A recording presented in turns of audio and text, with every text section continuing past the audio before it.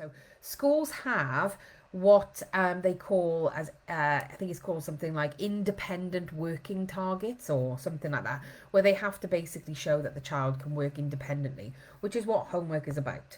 It is a little bit of top up and recap on the day, but quite often it's to hit a target to say they can work independently. It doesn't have to be done at school. It can be done, it doesn't have to be done at home, sorry. It can be done at school. So have a chat with the school, open that dialogue and say, my daughter probably thinks that schoolwork is for school and home is for downtime. And I must say, as somebody who runs a business, I'm often caught saying, please don't do your business work, your work, when you should be enjoying time with your family. Switch off. Whatever time that is for you, whether that's 5 o'clock, 10 o'clock, whatever it is, whenever your working day finishes, switch off. And then that time is yours. But yet our children don't get afforded the same, do they? They get told as soon as you get home from school, do more work.